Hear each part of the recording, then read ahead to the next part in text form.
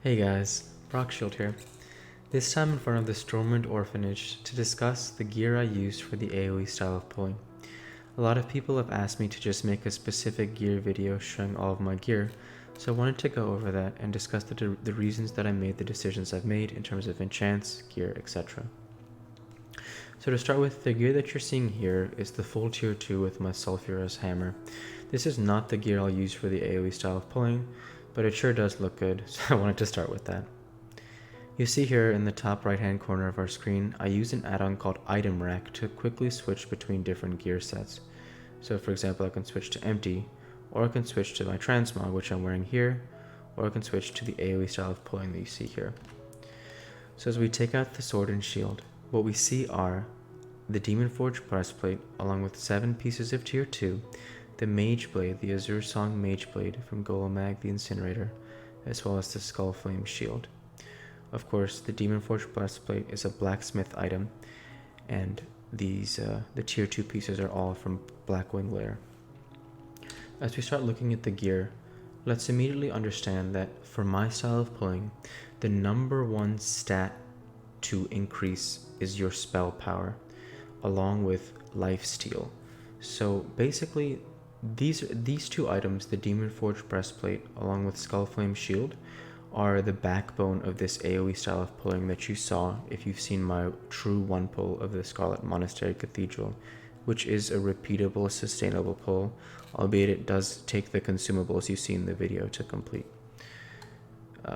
So basically, let's start with the fact that the Demon Forge Breastplate has what you see here is a equip proc chance of stealing 3%, a 3% chance of stealing 120 life from the attacker over 4 seconds.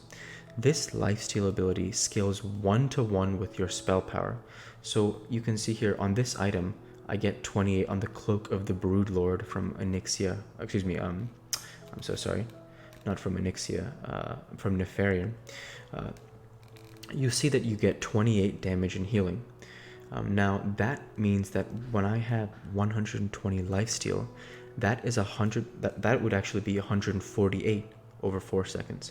And so for every additional piece of damage and healing, like you see here on all of the pieces of tier 2, along with these enchants, for example, that's even more lifesteal over time. And not just in this proc over time, but also on the Skullflame Shield, which also has a 3% chance of stealing 35 life from the target enemy when you're struck in combat. So you can imagine when you've seen that Scarlet Monastery video that this 3% and this 3% is a lot of lifesteal over time, and immediately as well with Skullflame because of the fact that I'm stacking damage spell power, which scales 1-to-1 with lifesteal. So that is really important to factor in, because the only reason that Brockshield can sustain that level of damage without his health bar reducing isn't because my health bar isn't reducing, it's because I'm stealing so much life from the enemies that are striking me. One thing you also want to note with the Skullflame Shield is anytime you see this 1% chance, like you see here when struck in combat, has a 1% chance of dealing 75 to 125 fire damage to all targets around you. That 1% is not necessarily a true 1%. So that 1% is what I've seen in my experience is it for certain other procs like 1%, like Mark of the Chosen, I believe is 2%. Those proc all the time at 2%, and these proc all the time at 3% to lifesteal procs. Those 1% procs sometimes in Blizzard's code might not actually be 1%, but I think they write that to avoid any sort of complication with the actual amount, because in my experience, if this really was 1% chance, Skullflame Shield would be even more useful than Force Reactive Disc in terms of the AoE damage around it. Because you can see here, this is 1% of dealing damage to all targets around me, and that has not been my experience. So that's tough, but that's something that you get over, and just understand that realistically, if you pick up the Skullflame Shield, you're doing it for the lifesteal, not for the fire damage, the retribution fire damage there. So let's start with the gear from the top and work our way down from there. So the first thing you want to realize is, of course, we're stacking as much tier 2 as possible, with the exception, of course, being the Demon Forge Breastplate, which we just covered. The reason we want tier 2 for Paladins is because every piece of tier 2 for Paladin has what you see there, the damage and healing done by magical spells and effects. And that's exactly what we need to stack for this style of AoE pulling, where we're shelling out damage via Consecrate, we're shelling out damage via Lifesteal, and we're stealing life via Lifesteal, as well as reflect damage through things like Blessing of Sanctuary. And of course, you saw I also use my Druid buffs from my Druid Denarius, who will typically wait outside of the dungeon for the AoE pulls that I do. So that head enchant that you see here is healing and spell damage +8. This enchant is done through essentially some world quests where you turn in some Librams, etc. I've got to thank a paladin called Gangrel on our server. It's been a minute since I've played World of Warcraft, so coming back I still remember Gangrel and how kind he was to help me get these healing and spell damage enchants. And of course in the previous guild I was in Elegance. I haven't committed to rejoining a guild since coming back, but Minispite and Kithra helped me a lot as well in terms of getting one of these enchants, so thank you to all three of you there. So that's, as you can see, that's 40 spell damage right there from just one item, which is huge. Next, the Choker of Enlightenment. Another spell damage item you see here, +18. This drops off of, I want to say, I'm forgetting the name of the dog boss in the beginning of Molten Core. Not really relevant as it's a pretty easy raid. So it's not anything to be anything but chill about. I'm actually looking to replace this with a Choker of the Firelord. Hey, KLNL, Force Change.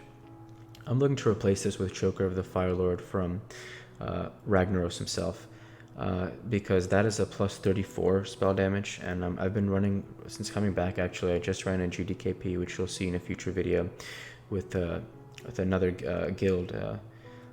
I don't want to get their name wrong, so just give me 1 second. Odin, I got it before I looked, thank goodness, thank God. Odin Force, yes. So that was good. They are effective in their GDKP runs, so thank you for letting me join their Odin Force. So I'm looking to, of course, yeah, if I can get the Thunder Fury bindings, but I'm not really holding out hope for that. But there are still other items like the Ring of Spell Power and the Choker of the Firelord, which are really useful for the AoE style of pulling that you see in the videos. So +18 damage and spell power and healing is enough for now, but Choker of the Firelord from Ragnaros would be 16 more, which is best in slot, I believe. Next, the Judgment Spalders. Same exact concept. You get your 13 damage and healing done by magical spells and effects, as well as, of course, the 18 spell damage and healing, which is done from the Zul'Gurub enchant. So you're going to want to go ahead and get your ZG enchants regardless of your class, because if you finally get your best in slot shoulder, that's going to be where you get your best enchant for the rest of Classic WoW. So, of course, at this moment in time, Classic TBC is not officially announced, and I don't live in the world where I want to speculate. So whether it's there or not, this is the best enchant, so definitely get your ZG enchant, because every pull I do from now on have the best in slot enchants, so it's helpful, I guess. Following that, Choker of the Broodlord, I think is actually the best cloak I can get also. I'm not 100% sure, but these damage and spell healing cloaks are super difficult for healers to get, because as you can imagine, any DPS class will get your damage healing cloak before you get a healing cloak as a healer, right? So like you think about it, if there's a higher, it's hard to believe there's not a higher level damage and healing cloak in AQ40 or especially in Naxxramas, but there's no way in hell that I would be getting that item over a mage or a warlock, right? Or even a shadow priest, because I'm a healer if I was in that position, so I would only qualify for the healing items, unfortunately. So I'm again really thankful to Elegance for letting me be able to pick this one up, because of course it's also a more unique item with the inscription there of the threading is unlike anything you've ever seen. It appears metallic in origin. And so many of those items from BWL that are unique to, of course, this one drops from Nefarian himself. They stick with you over time when you look back on your time playing World of Warcraft. For the enchant, I just have the +70 armor. It's pretty much standard. I'm not looking for fire resistance or anything like you would for raiding, of course. So just go with standard +70 armor, and that's really enough. As you can see unbuffed here, I'm getting 58.9% reduction against the level 60, so it's pretty good damage reduction. You should definitely take that. After that, I have the Demon Forged Breastplate. So here you see the enchant that I have is Absorption. So the Absorption enchant is basically you have a 5% chance when struck of absorbing 25 damage. So this is better than any kind of +4 stats or anything like that, like +100 HP. Because the same sort of concept. The number one thing as a paladin in this style is you want to get hit. You're trying to get hit, because You're either trying to steal life, reflect damage, or just destroy them with your Consecrate. So getting hit here is part of the game. So the absorption enchant is beneficial because you get that 5% chance of reducing damage, which of course is in addition to your guaranteed Blessing of Sanctuary reduction, which is, of course, as you'll see here, another 24 damage constantly reduced. So it's again, it really is quite a bit of damage reduction that makes that one pull possible. Next, same concept with the Judgment Bindings. You get your damage and spell power, and you see the enchant that I choose is the +7 Intellect. The reason being is because there isn't actually a better enchant that I knew. Maybe there is one in AQ40, but since coming back, +7 Intellect was the best enchant for wrist. I'm not sure one is better, but there could be. If it does come out, or if you know in the comments below, please let me know, and we'll get to one where someone did inform me there is something better, so I appreciate that. Here for the blade, the sword in hand. Unfortunately, a Zursang Mage Blade is far from the best I can get in best in slot. We can take a quick look here. It's very obvious the Mace from Nefarian is best in slot for me. I don't think there's actually anything better in terms of healing. We're looking for this one, Lok Thamir Ramethis, yes. Increased damage and healing done by magical spells and effects by up to 84. So that's absolutely incredible. I mean, it's over double what the Mage Blade is.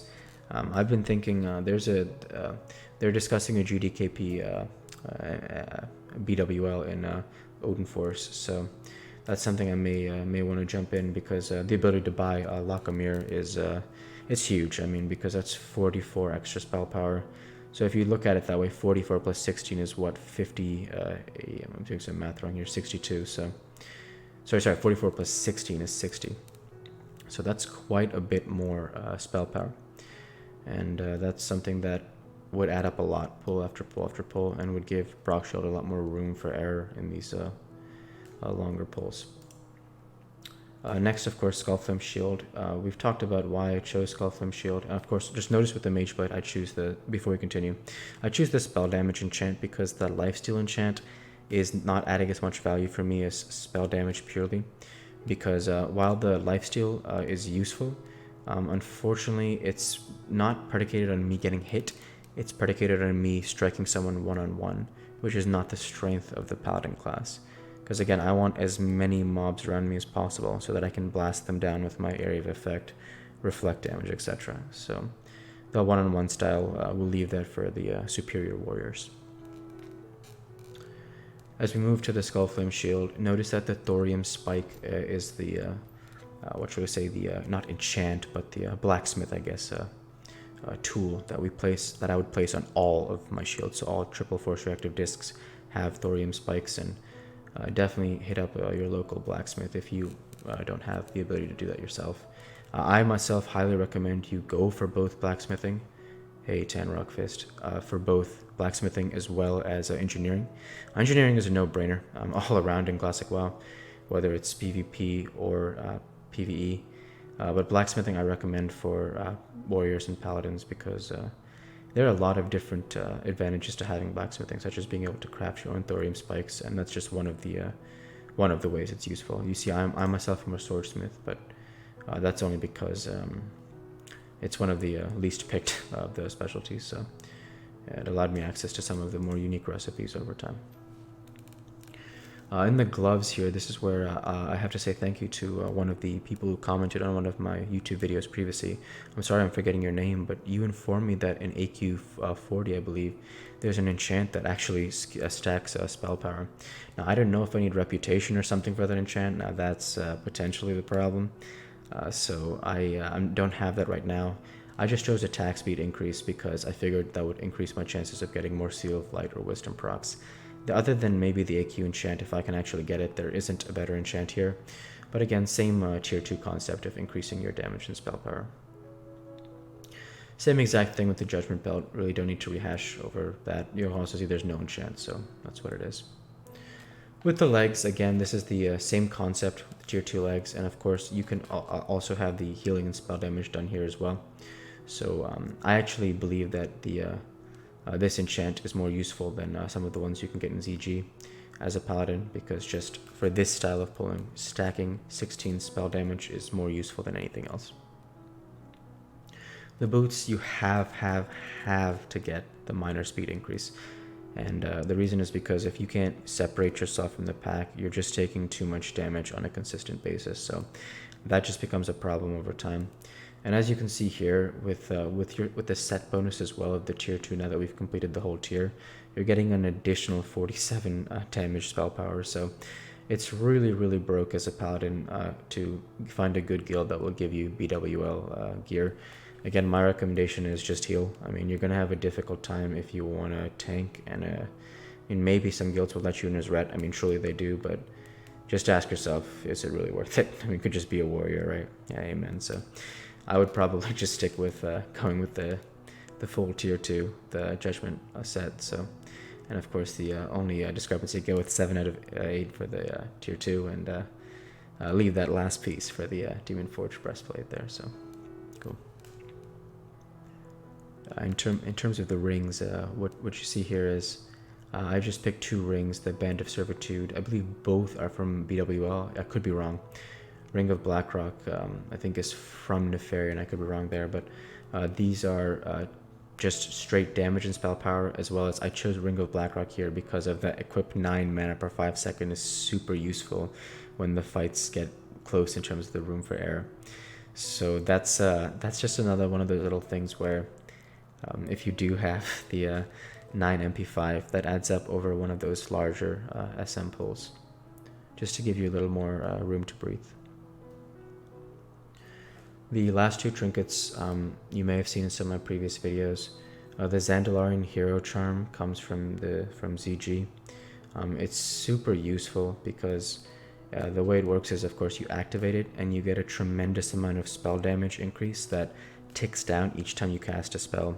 So typically what I'll do is, you see I have it bound to shift 2, so I'll utilize it and then I'll pop Consecrate.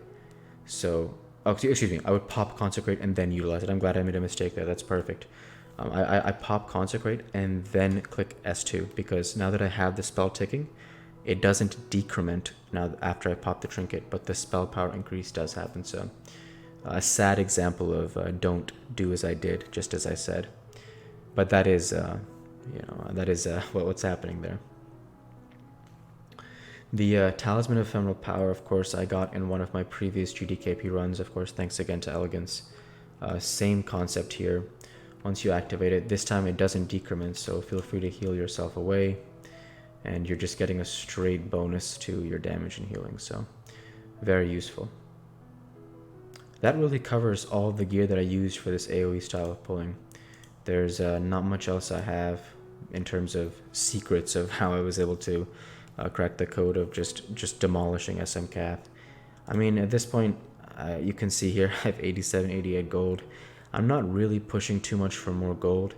More looking for a way to probably increase more of my alts to 35 and get them set up with Mooncloth and Alchemy, because that's just going to be another source of pretty much passive income, as long as I track their timings and the cooldowns. So, it's just enjoyable leveling them in SM Cath. So I figure I'll do that for now, and maybe if I can get good enough, try and multi-box for Iron Foe. But there's a lot of things I don't want to go into if this, right? It's not worth it. So that's where I'm at now, and I hope this gear update was useful for you. Had those requests about, hey, can you just please link your gear or show your gear? So this video just explains that, and explains also the reasons why I stack spell power so much, and lifesteal as well. So, with that, of course, if you would like to subscribe, I would greatly appreciate that.